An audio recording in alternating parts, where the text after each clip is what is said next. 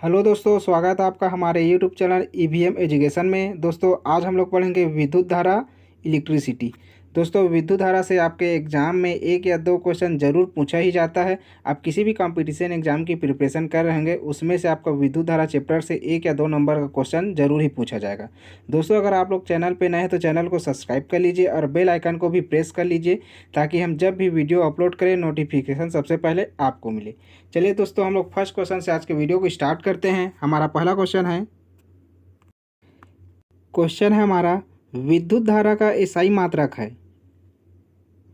दोस्तों आपको हर क्वेश्चन में 5 सेकेंड का समय दिया जाएगा। आप अपना सही आंसर देने की कोशिश कीजिए। हमारा सही आंसर हो जाएगा ऑप्शन नंबर डी, एम्पियर। विद्युत धारा का एसआई मात्रक क्या होता है? एम्पियर होता है। जूल, जूल किसका एसआई मात्रक होता है? याद रखिएगा, ये कार्य और ऊर्जा का, ठीक है, कार्य और ऊर्जा का एसआई मात्रक क्या होता है आपका? जूल। न्यूटन किसका एसआई मात्रक होता है? ये याद रखिएगा, ये बल का एसआई मात्रक होता है। किसका? बल का एसआई मात्रक होता है, ठीक है। और जो डाइन दिया हुआ है ये भी बल का मात्रक होता है, लेकिन एक ऐसा मात्रक ये सीजीएस, ठीक है। बल का एसआई मात्रक क्या होता है? न्यूटन होगा, और बल का ही सीजीएस में मात्रक क्या होगा आपका? डाइन होता है, ठीक है। विद्युत धारा का एसआई मात्रक हमारा क्या हो जाएगा? ये एम्पियर हो जाएगा। चलिए दोस्तों, अब हम लोग नेक्स्ट क्वेश्चन देखते हैं। क्वेश्चन हमारा, विद्युत धारा को मापने वाला उपकरण है। हमारा सही आंसर हो जाएगा ऑप्शन नंबर बी, अमीटर। विद्युत धारा को मापने वाला उपकरण अमीटर होता है। वोल्ट मीटर से क्या चीज़ का मापन करते हैं ये जान लेते हैं। वोल्ट मीटर से हम लोग मापते हैं क्या? वोल्टेज। याद रखिए, वोल्ट मीटर से मापते हैं क्या? वोल्टेज, या बोल सकते हैं विभव को भी, ठीक है। वोल्टेज या विभव को मापा जाता है आपका वोल्ट मीटर से। गैल्वेनोमीटर से, ठीक है, किसका मेजर किया जाता है? याद रखिए, किसी परिपथ में धारा की उपस्थिति का पता करने में, ठीक है, कोई भी परिपथ उसमें धारा का उपस्थिति का पता लगाने के लिए हम लोग किसका यूज़ करते हैं? गैल्वेनोमीटर का। विभव मापी, विभव मापी से किसका मापन किया जाता है? विभवांतर। किसका? विभवांतर, विभवांतर, ठीक है, विभवांतर। और इलेक्ट्रोमैग्नेटिक फोर्स, ईएमएफ, ठीक, याद रखिए। वोल्ट मीटर और विभव मापी में कन्फ्यूजन होता है। याद रखिए, जो वोल्ट मीटर है, वोल्ट मीटर में हम लोग क्या मापते हैं? वोल्टेज मापते हैं और विभव मापते हैं। लेकिन जो विभव मापी है, ठीक है, इसमें क्या जनरली हम लोग विभवांतर और इलेक्ट्रोमैग्नेटिक फोर्स, ईएमएफ मापते हैं, ठीक है। क्या मापते हैं इसमें? ईएमएफ मापते हैं। विभव मापी में, वोल्ट मीटर में आपका वोल्टेज को मापा जाता है। इन दोनों में कन्फ्यूजन होता है, इसको अच्छे से आप लोग पढ़ लीजिएगा। चलिए अब नेक्स्ट क्वेश्चन देखते हैं। क्वेश्चन हमारा, आदर्श अमीटर का प्रतिरोध कितना होता है? हमारा सही आंसर हो जाएगा ऑप्शन नंबर बी, 0। आदर्श अमीटर का जो प्रतिरोध है ये 0 होता है। याद रखिए, जो आदर्श अमीटर है इसको हम लोग श्रेणी क्रम में जोड़ते हैं। किस क्रम में? श्रेणी क्रम में, ठीक है। आदर्श अमीटर का जो प्रतिरोध कितना होगा? 0 होता है, और इसको हम लोग श्रेणी क्रम में जोड़ते हैं। जो आपका फ्यूज तार है इसको भी हम लोग श्रेणी क्रम में जोड़ते हैं। याद रखिए, फ्यूज तार को भी किस में जोड़ते हैं हम लोग? श्रेणी क्रम में जोड़ते हैं, ठीक है। और जो आपका आदर्श वोल्ट मीटर होता है, क्या? आदर्श वोल्ट मीटर, आदर्श वोल्ट मीटर जो होता है, ठीक है, इसको जो प्रतिरोध है क्या होता है? ये अनंत होता है। याद रखिए, इसमें कन्फ्यूजन होता है। आदर्श अमीटर का प्रतिरोध 0 होगा, और आदर्श वोल्ट मीटर का जो प्रतिरोध है ये अनंत होता है, ठीक। इस पर कन्फ्यूजन होता है, कन्फ्यूज नहीं होना है।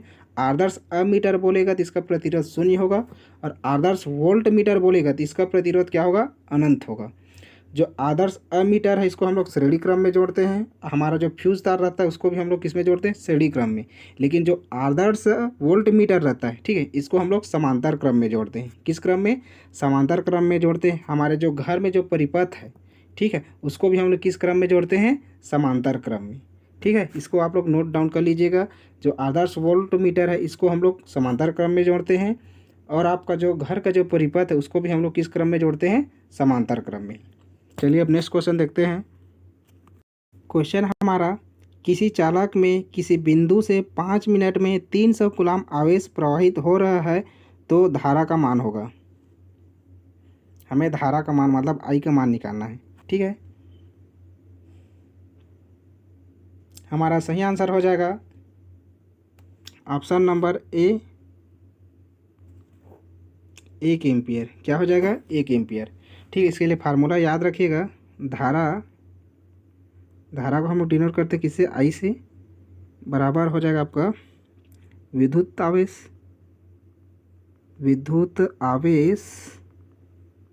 बटे समय। क्या रखना? विद्युत आवेश बटे समय। विद्युत आवेश कितना दिया है आपका? 300 कूलम, और समय कितना दिया हमारा? 5 मिनट। मिनट को सेकेंड में बदलना है तो 60 से क्या कर देंगे? इसको भी गुणा कर देंगे। ठीक है, अब देखिए 6 पंचे 30, ये भी 300 हो गया, ये भी 300 हो गया। कितना बार में चला जाएगा? ये एक बार में कैंसिल हो जाएगा। ठीक है, तो धारा का मान कितना आ जाएगा हमारा? 1 एम्पियर। ठीक है, क्या आ जाएगा? धारा का मान 1 एम्पियर आ गया। ठीक है, देखिए धारा इक्वल टू, धारा को हम लोग आई से डिनोट करते हैं। धारा इक्वल टू हो जाएगा आपका विद्युत आवेश बटा समय। ठीक है, जो विद्युत आवेश का यूनिट क्या होता है? कूलाम होता है, इसको भी याद रखिए। ठीक है, विद्युत आवेश का जो यूनिट होता है क्या होता है? आपका कूलाम होता है। विद्युत आवेश का मान कितना दिया हुआ है? 300 दिया हुआ है, बटा समय। समय कितना है? 5 मिनट। मिनट को हम लोग सेकंड में बदल लेंगे तो क्या करेंगे हम लोग? 60 से उसको गुणा कर देंगे। ठीक है, ये हो जाएगा 6 पंचे 30, ऊपर में 300 है, नीचे में 300। कितना बार में चला जाएगा? एक बार में। तो हमारा धारा का मान, आई का मान कितना हो जाएगा? 1 एम्पियर। ठीक है दोस्तों, आपके एग्जाम में इस न्यूमेरिकल भी क्वेश्चन पूछा जा सकता है। ठीक है, चलिए अब नेक्स्ट क्वेश्चन देखते हैं। क्वेश्चन हमारा, विभव मापने के लिए काम आता है। इसको मैंने ऊपर वाले क्वेश्चन में बताया था। हमारा सही आंसर हो जाएगा क्या? Option number C, voltmeter. ठीक है, विभव मापने के लिए वोल्ट मीटर काम में आता है। ठीक है, वोल्ट मीटर विभव मापता है या वोल्टेज। ठीक है, वोल्टेज। गैल्वेनोमीटर को हम लोग क्या मापते हैं? गैल्वेनोमीटर को धारा मापी बोलते हैं। याद रखें, क्या? धारा मापी भी बोलते हैं गैल्वेनोमीटर को। ठीक है, इसमें गैल्वेनोमीटर को क्या बोलते हैं हम लोग? धारा मापी बोलते हैं। इसमें क्या होता है? इसमें याद रखिए, किसी भी परिपथ में विद्युत धारा जो प्रवाहित हो रहा है उसका उपस्थिति को पता लगाने के लिए हम लोग गैल्वेनोमीटर या धारा मापी की यूज़ करते हैं। अमीटर्स किसका मेजरमेंट करते हैं हम लोग? अमीटर से धारा का। ठीक है, अमीटर्स किसका करेंगे? धारा। विद्युत धारा का मापने के लिए किसका यूज़ किया जाता है? अमीटर का यूज़ किया जाता है। ट्रांसफार्मर ये क्या करता है? जो आपका एसी वोल्टेज है, ठीक है, एसी वोल्टेज को कम या ज़्यादा करता है। क्या करता है? एसी वोल्टेज को कम व ज़्यादा करता है। ठीक, बढ़ाता है या घटाता है बोल सकते हैं। ठीक है, ट्रांसफार्मर जो है एसी वोल्टेज को कम या ज़्यादा करता है, या इसी को बोल सकते हैं एसी वोल्टेज का अपचयन या उपचयन। अमीटर से किसका मेजर करते हैं हम लोग? विद्युत धारा का। वोल्ट मीटर से विभव या वोल्टेज का मेजरमेंट करते हैं। गैल्वेनोमीटर या धारा मापी, इसमें क्या पता चलता है हमें? किसी परिपथ में विद्युत धारा की जो उपस्थिति है उसका पता लगाने के लिए गैल्वेनोमीटर या धारा मापी का हम लोग यूज़ करते हैं। चलिए अब नेक्स्ट क्वेश्चन देखते हैं। नेक्स्ट क्वेश्चन हमारा, वोल्ट मीटर को परिपथ में किस क्रम में लगाया जाता है? देखिए जितना मैं ऊपर में क्वेश्चन बताया हूँ ऑलरेडी क्वेश्चन बना हुआ है। ठीक है, इसलिए आप जो भी एक्सप्लेन कर रहे हो उसको अच्छे से आप लोग कॉपी में नोट डाउन कर लीजिएगा। हमारा सही आंसर हो जाएगा option number B, voltmeter को परिपथ में हम लोग समांतर क्रम में लगाते हैं। किस क्रम में? समांतर क्रम में। ठीक है, याद रखिए समांतर क्रम में वोल्ट मीटर को लगाया जाता है, और आपका श्रेणी क्रम में अमीटर को। श्रेणी क्रम में किसको लगाया जाता है? अमीटर को। ठीक है, याद रखिए। और जो वोल्ट मीटर है इसका प्रतिरोध क्या होता है? याद रखिए, इसका प्रतिरोध जो होता है आदर्श वोल्ट मीटर का प्रतिरोध अगर पूछा जाएगा कितना हो जाएगा? अनंत होगा। ठीक है, आदर्श वोल्ट मीटर का प्रतिरोध कितना होता है आपका? अनंत होता है। और आदर्श अमीटर का प्रतिरोध कितना होता है करके बोलेगा तो शून्य लेना है। कितना? शून्य लेना है। ठीक है, चलिए अब नेक्स्ट क्वेश्चन देखते हैं। क्वेश्चन हमारा, विभवांतर और धारा एक दूसरे के समानुपाती होते हैं, यह कौन सा नियम है? हमें ये बताना है जो विभवांतर V और धारा I है एक दूसरे के समानुपाती होते हैं, ये कौन सा नियम में है? हमारा सही आंसर हो जाएगा ऑप्शन नंबर सी, ओम का नियम। ओम का नियम में जो विभवांतर और धारा है क्या होता है, एक दूसरे के समानुपाती होते हैं। V समानुपाती I, ठीक है। समानुपाती को जो निशान है इसको हटाने के लिए हम लोग किसका यूज़ करते हैं, V बराबर समानुपाती को हटाने के लिए R यूज़ करते हैं इंटू I। R क्या है आपका प्रतिरोध होता है, याद रखना R जो है ये प्रतिरोध होता है, ठीक है। V जो है समानुपाती होता है I का, ठीक है। या समानुपाती का जो साइन है उसको हटाने के लिए हम लोग R लाते हैं, ठीक है। R क्या है होता है आपका एक प्रतिरोध होता है। दोस्तों अब जान लेते हैं हम लोग फैराडे का नियम क्या बोलता है, ठीक है, या फैराडे का नियम क्या है इसको भी जान लेते हैं। फैराडे का जो नियम है ये क्या बोलता है, किसी बंद परिपथ में उत्पन्न इलेक्ट्रोमैग्नेटिक फोर्स, ठीक है, कोई भी बंद परिपथ है उसमें इलेक्ट्रोमैग्नेटिक फोर्स मतलब ईएमएफ जो है उत्पन्न होता है, तो उस परिपथ से होकर प्रवाहित होने वाले जो चुंबकीय फ्लक्स है, क्या चुंबकीय फ्लक्स के दर के क्या होता है ये बराबर होता है। मतलब कोई भी एक बंद परिपथ है उसमें अगर आपका ईएमएफ मतलब इलेक्ट्रोमैग्नेटिक फोर्स जनरेट होता है, तो उस परिपथ में जो प्रवाहित होने वाले चुंबकीय फ्लक्स है उसका दर है, ईएमएफ का दर और आपका चुंबकीय फ्लक्स का दर क्या होता है, दोनों बराबर होता है। ये आपके फैराडे साहब ने कहा था। लेंज का नियम जान लेते हैं। लेंज ने क्या कहा था, ठीक है, इसने कहा था प्रेरित धारा की दिशा सदा ऐसी होनी चाहिए जो उस कारण का विरोध करती है जिससे वह स्वयं उत्पन्न हो, ठीक है। मतलब इसका कहने का मतलब ये है कोई भी धारा जो है उत्पन्न हो रहा है, ठीक है, और उसका विरोध करने के लिए कौन सा धारा जिम्मेदार होगा, वह स्वयं होगा। जैसे आप लोग स्कूल में पढ़ते हैं, जैसे आप सही बातें कर रहे हैं तो आपके अपोजिट में या विरोध में कोई दूसरा व्यक्ति खड़ा रहता है जो आपका विरोध करता है, ठीक है। यही नियम किसने बताया था, लेंज का नियम। फैराडे का जो द्वितीय नियम है उसको हम लोग क्या बोलते हैं, लेंज का नियम भी बोलते हैं। याद रखिए फैराडे के द्वितीय नियम को हम लोग लेंज का नियम कहते हैं। चलिए अब नेक्स्ट क्वेश्चन देखते हैं। दोस्तों अगर आपको क्वेश्चन का लेवल अच्छा लग रहा होगा, अगर वीडियो आपको पसंद आ रहा होगा तो आप वीडियो को लाइक कीजिए, अगर पसंद नहीं आ रहा होगा तो आप वीडियो को डिसलाइक कीजिए। चलिए अब नेक्स्ट क्वेश्चन देखते हैं। प्रतिरोध का मात्रक है, हमारा सही आंसर हो जाएगा ऑप्शन नंबर बी। प्रतिरोध का मात्रक क्या होता है, ओम होता है। याद रखिए प्रतिरोध का मात्रक क्या होता है, ओम होता है। ओम मीटर ये किसका मात्रक है, याद रखना विशिष्ट प्रतिरोध का, ठीक है। विशिष्ट प्रतिरोध का मात्रक होता है आपका ओम मीटर, ठीक है। प्रतिरोध का मात्रक ओम होता है, विशिष्ट प्रतिरोध का मात्रक क्या होगा आपका ओम मीटर होगा, ठीक है। वेबर ये किसका मात्रक होता है, ये चुंबकीय फ्लक्स का, याद रखिए चुंबकीय फ्लक्स का जो मात्रक होता है आपका वेबर होता है, ठीक है। मोह ये किसका मात्रक है, मोह जो है ये मात्रक है आपका विद्युत चालकता,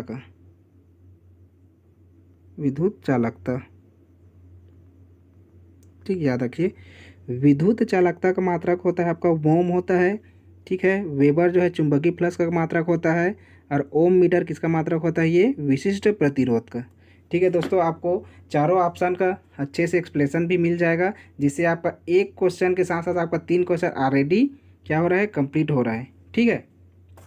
चलिए अब नेक्स्ट क्वेश्चन देखते हैं। क्वेश्चन हमारा विशिष्ट प्रतिरोध का मात्रक है। अभी ऊपर वाले क्वेश्चन मैंने डिस्कस किया था, इसका आंसर आप लोग सही दीजिएगा। क्या हो जाएगा इसका आंसर हमारा ऑप्शन नंबर ए। विशिष्ट प्रतिरोध का जो मात्रक होता है ये ओम मीटर होता है। ओम आपका प्रतिरोध का मात्रक होता है। वेबर क्या है, ये चुंबकीय फ्लक्स का मात्रक होता है। और मोह जो है ये आपका विद्युत चालकता का, किसका होता है, ये विद्युत चालकता का मात्रक होता है, विद्युत चालकता, ठीक है। चलिए अब नेक्स्ट क्वेश्चन देखते हैं।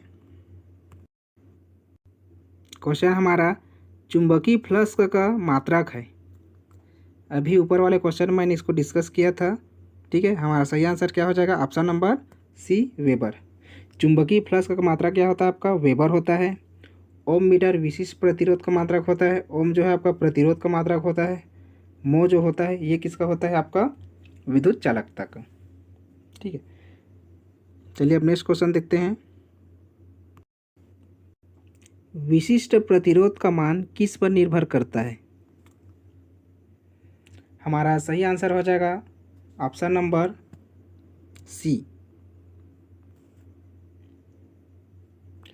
चालक के पदार्थ के प्रकृति पर। विशिष्ट प्रतिरोध का जो मान है ये चालक के पदार्थ के प्रकृति पर क्या करता है, ये निर्भर करता है। चलिए दोस्तों अब नेक्स्ट क्वेश्चन देखते हैं। क्वेश्चन हमारा 4 मीटर लंबे तार का प्रतिरोध 5 ओम है। 4 मीटर लंबे तार का प्रतिरोध 5 ओम है। यदि तार की लंबाई 8 मीटर कर दी जाए तो तार का प्रतिरोध होगा, ये हमें बताना है। देखिए दोस्तों, न्यूमेरिकल वाला क्वेश्चन आपके एग्जाम में पूछा जाएगा, ठीक है, इसको अच्छे से समझ लीजिएगा। हमारा सही आंसर हो जाएगा ऑप्शन नंबर बी, 10 ओम। क्या हो जाएगा, 10 ओम हो जाएगा। अब देखिए 4 मीटर है, 4 मीटर जो तार है इसका प्रतिरोध कितना है, 5 ओम है। कितना ओम है, 5 ओम है, ठीक है। अब तार की लंबाई 8 मीटर है, मतलब पहले 4 था, इसको 8 कर दिया है, मतलब इसमें 2 से गुणा करेंगे कितना हो जाएगा, 4 दूनी 8, 2 से इससे क्या किया है, मल्टीप्लाई किया है, तभी क्या हो जाएगा, ये 8 गुना 8 मीटर हो जाएगा इसका तार का लंबाई जो है। पहले देखिए 4 मीटर था, लंबे तार का प्रतिरोध कितना था आपका, 5 ओम था। अब तार की लंबाई को 8 कर दिया है, मतलब 4 से 8, मतलब इसका क्या कर दिया है, डबल कर दिया है। तो 5 का भी हम लोग क्या कर देते हैं, डबल कर देते हैं, ठीक है। डबल करेंगे 5 कितना हो जाएगा, 10 ओम, ठीक है। कितना सिंपल है, देखिए न्यूमेरिकल वाला एकदम ईजी रहता है, ठीक है। 4 मीटर लंबे तार का प्रतिरोध 5 ओम है, तार की लंबाई 8 मीटर है। पहले 4 मीटर था, उसको डबल कर दिए तभी तो 8 हुआ, तो 5 का भी डबल कर देते कितना हो जाएगा, 10, ठीक। कितना ईजी है। चलिए अब नेक्स्ट क्वेश्चन देखते हैं। क्वेश्चन हमारा सबसे अच्छा और सबसे घटिया सुचालक युग्म है। हमें ये बताना है इनमें से कौन सा जो है सबसे अच्छा और सबसे घटिया ये विद्युत का सुचालक है, ये हमें बताना है।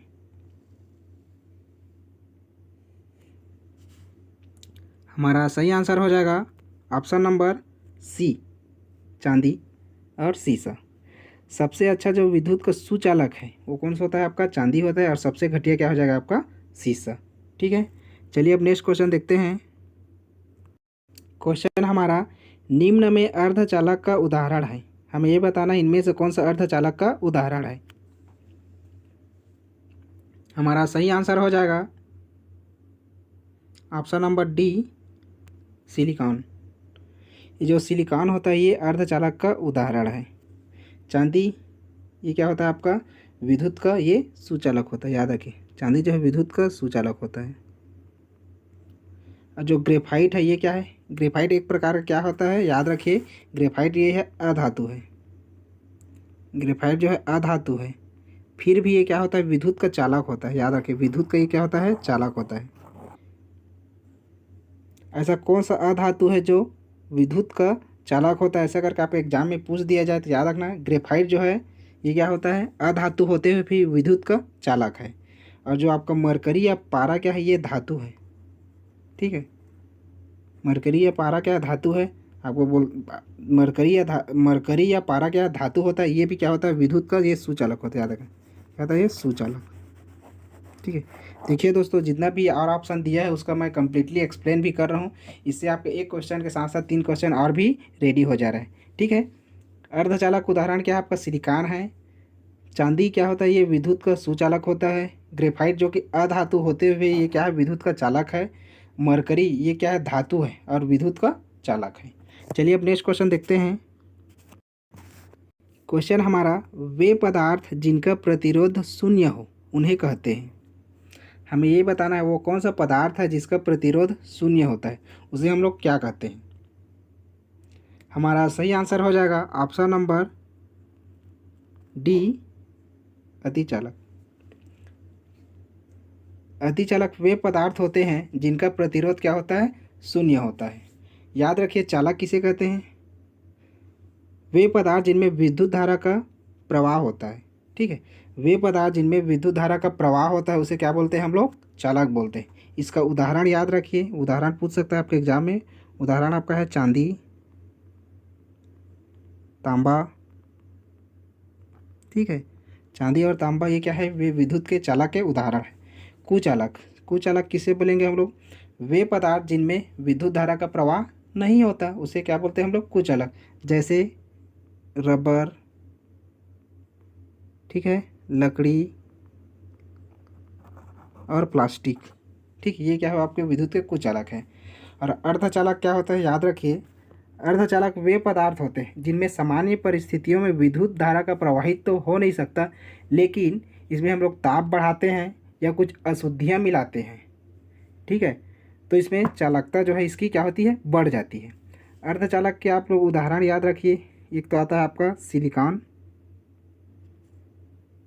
सिलिकॉन और जर्मेनियम, ठीक है, जर्मेनियम। ठीक, ये क्या है? आपके अर्धचालक के उदाहरण है। नेक्स्ट क्वेश्चन देखते हैं। क्वेश्चन हमारा, निम्न में विद्युत का कुचालक और ऊष्मा का सुचालक है। हमारा सही आंसर हो जाएगा ऑप्शन नंबर सी, माइका या अभ्रक।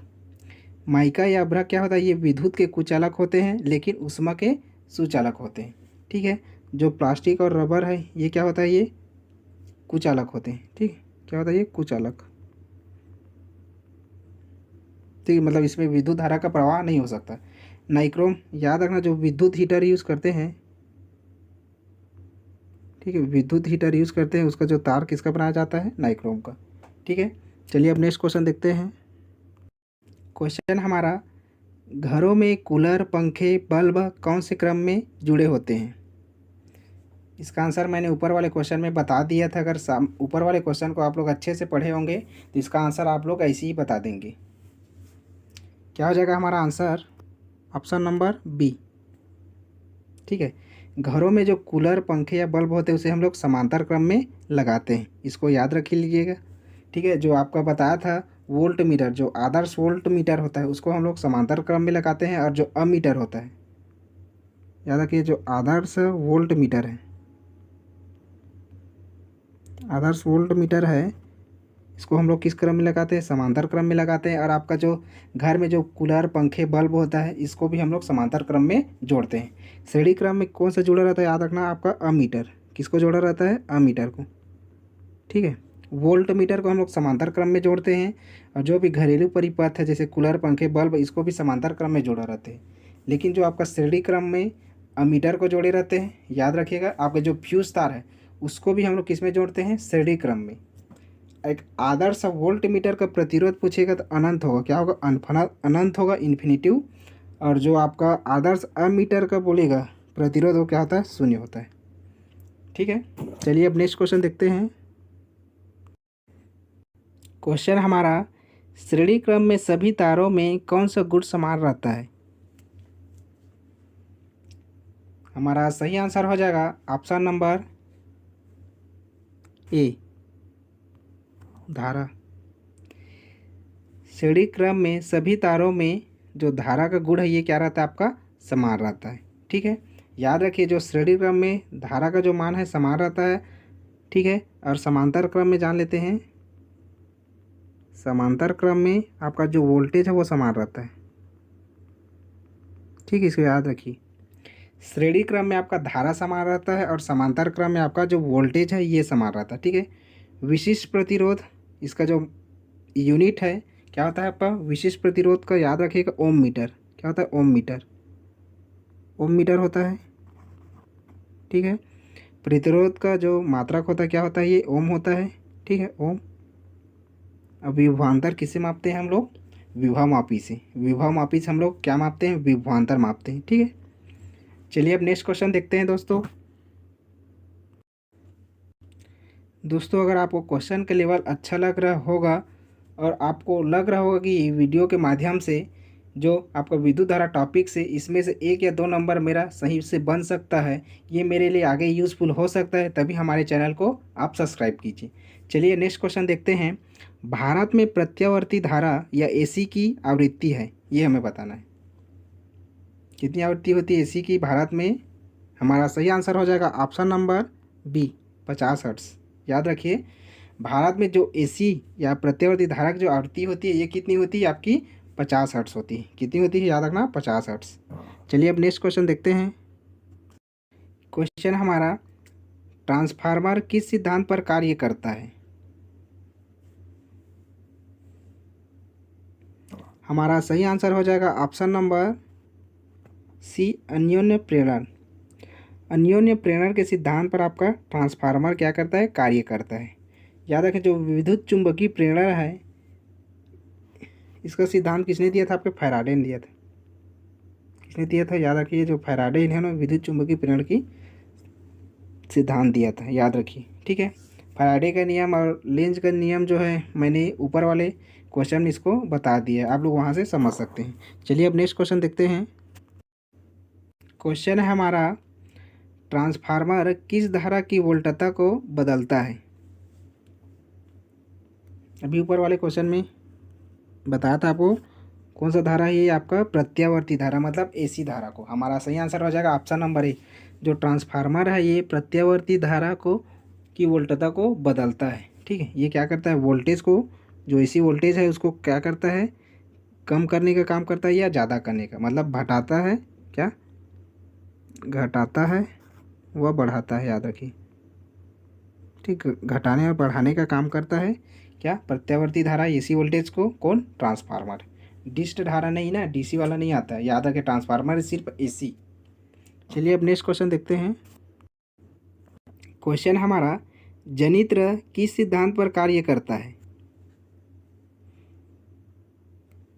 हमारा सही आंसर हो जाएगा ऑप्शन नंबर बी, विद्युत चुंबकीय। ठीक है, जो जनित्र है ये विद्युत चुंबकीय सिद्धांत पर कार्य करता है। जनित्र को क्या बोलते हैं हम लोग, याद रखना, जनित्र को ही जनरेटर बोलते हैं। क्या? जनरेटर। जनित्र को ही क्या बोलते हैं हम लोग, जनरेटर बोलते हैं। ठीक है, विद्युत चुंबकीय सिद्धांत पर कार्य करता है आपका जनरेटर या जनित्र। अन्योन्य प्रेरण के सिद्धांत पर कौन सा कार्य करता है आपका, ट्रांसफार्मर। कौन सा करता है, ट्रांसफार्मर, याद रखिएगा, कन्फ्यूज नहीं होना है। ठीक है, इसमें जो जनित्र या जनरेटर ये आपका विद्युत चुंबकीय सिद्धांत पर कार्य करेगा, और जो अन्योन्य प्रेरण के सिद्धांत पर क्या करता है आपका, ट्रांसफार्मर कार्य करता है। चलिए अब नेक्स्ट क्वेश्चन देखते हैं। क्वेश्चन है हमारा, जनित्र की कुंडली को कहते हैं, मतलब जो जनित्र या जनरेटर की कुंडली को क्या कहते हैं ये बताना है। हमारा सही आंसर हो जाएगा ऑप्शन नंबर सी, आर्मेचर। ठीक है, जनित्र या जो जनरेटर की कुंडली को हम लोग क्या बोलते हैं, आर्मेचर बोलते हैं। क्या बोलते हैं, आर्मेचर बोलते हैं। चलिए अब नेक्स्ट क्वेश्चन देखते हैं।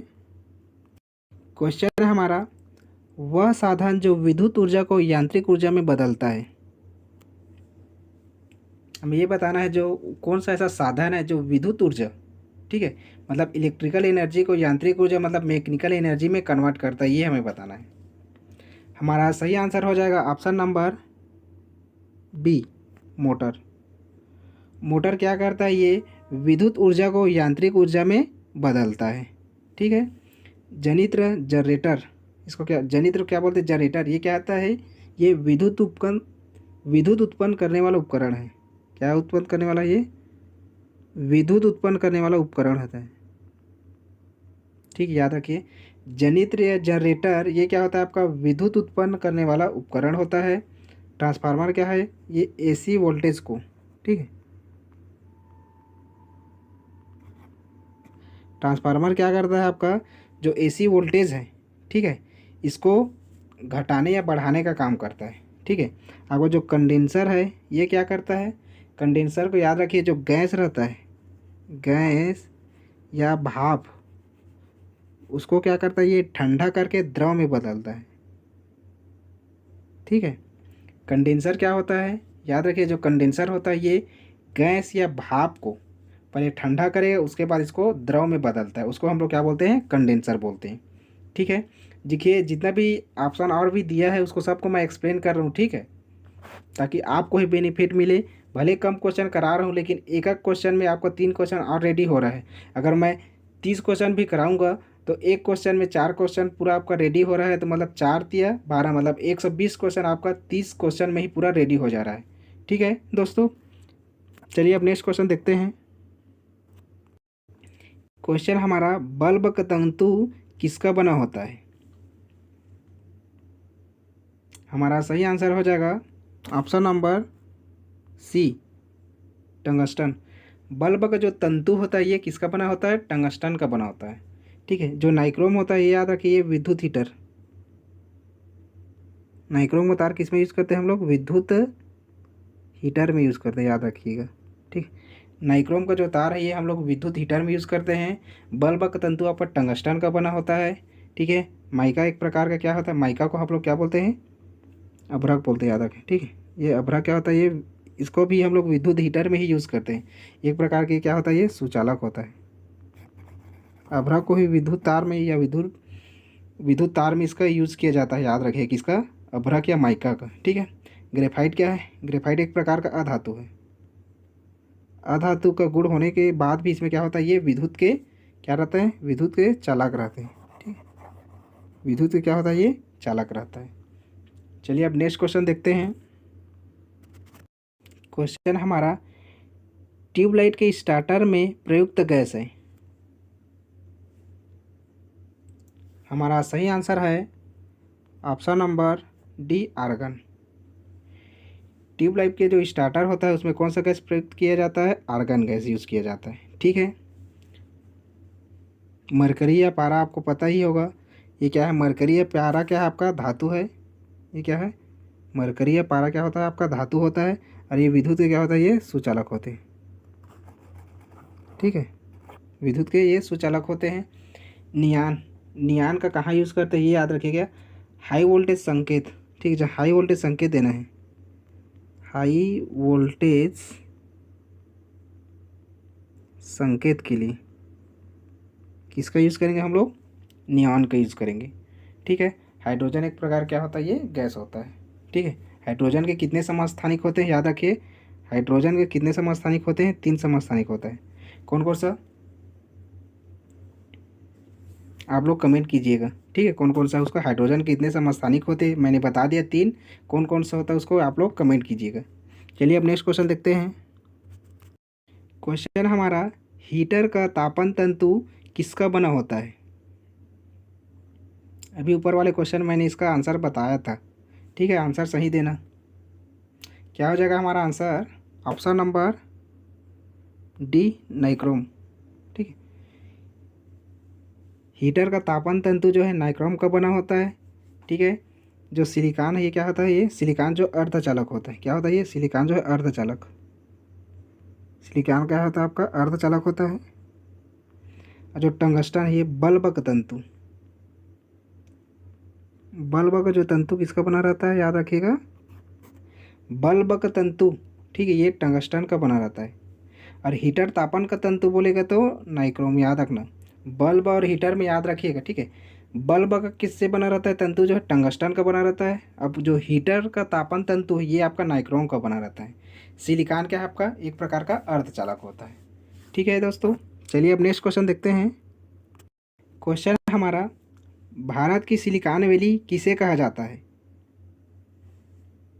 इसका आंसर तो सभी को पता होगा। हमारा सही आंसर है ऑप्शन नंबर डी, बेंगलोर को। ठीक है, भारत की जो सिलिकॉन वैली है ये किसे कहा जाता है? बेंगलोर को कहा जाता है। चल, क्वेश्चन हमारा, किलोवाट घंटा किसका मात्रक है? हमारा सही आंसर हो जाएगा ऑप्शन नंबर बी, विद्युत ऊर्जा। याद रखिए, किलोवाट जो घंटा है, किलोवाट घंटा होता है ये किसका मात्रक होता है? ये विद्युत ऊर्जा का मात्रक होता है। और आपका जो शक्ति है, विद्युत शक्ति का क्या यूनिट होता है? याद रखिएगा, वाट होता है। क्या होता है? वाट होता है, याद रखिए। ठीक है, क्या होता है? वाट होता है, याद रखिएगा। किलोवाट घंटा ये विद्युत ऊर्जा का मात्रक है। और जो विद्युत शक्ति मतलब पावर का यूनिट क्या होता है? आपका वाट होता है। नेक्स्ट क्वेश्चन देखते हैं। दोस्तों ये वाला क्वेश्चन जो है इस वीडियो का लास्ट क्वेश्चन है। क्वेश्चन हमारा, 100 वाट का एक पंखा रोजाना 10 घंटे काम कर आता है या काम करता है। ठीक है, तो 30 दिन में विद्युत खर्च कितना होगा ये हमें बताना है।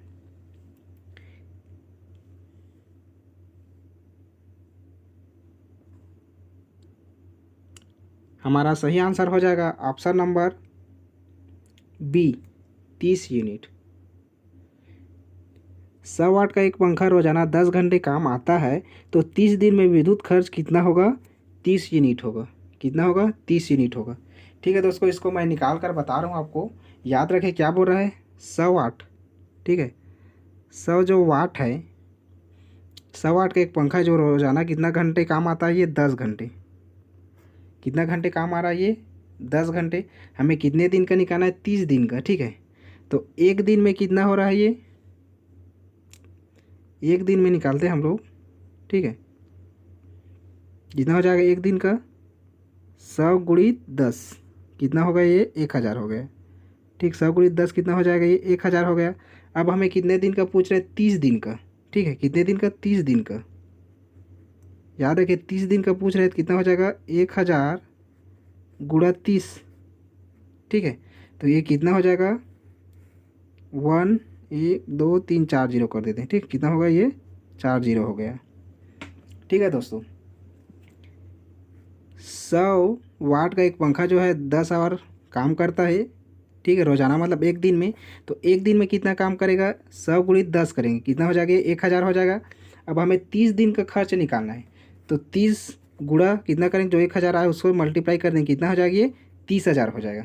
कितना हो जाएगा? ये 30,000 हो जाएगा आपका। ठीक है, कितना हो जाएगा? 30,000 हो गया। अब आपको पता ही होगा 1 किलोवाट घंटा, 1 किलोवाट जो घंटा इक्वल टू कितना होता है? 1 यूनिट। कितना होगा? 1 यूनिट। 1 यूनिट को क्या बोलते हैं? 1 यूनिट को कितना होगा? ये 1000 वाट होता है। 1 यूनिट कितना वाट होता है? 1000 वाट। ये जो 1 यूनिट है ये 1000 वाट होता है, याद रखिए। ठीक, 1 यूनिट जो है ये 1000 वाट होता है।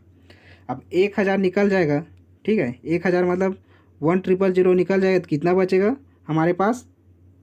30 बचेगा। ठीक है, कितना बचेगा? 30 बचेगा। ठीक है, और 1 यूनिट मतलब 1000 वाट, तो कितना हो जाएगा? हमारा आंसर कितना हो जाएगा? ये 30 यूनिट आ जाएगा। ठीक दोस्तों, यहाँ स्पेस की कमी उसके वजह से मैं आप लोगों को अच्छे से एक्सप्लेन नहीं कर पाया। ठीक है, एक बार और अच्छे से एक्सप्लेन कर देता हूँ। क्या बोल रहा है? 100 वाट का एक पंखा रोज़ाना 10 घंटे काम करता है। 100 वाट का जो पंखा है ये रोज़ाना 10 घंटे काम करता है। एक दिन में कितना हो जाएगा? ये 100 गुणित 10 करेंगे तो कितना हो जाएगा? 1000। अब हमें कितने दिन का खर्च पूछा है? 30 दिन का। तो 1000 में 30 का गुणा करेंगे तो कितना हो जाएगा? 30,000।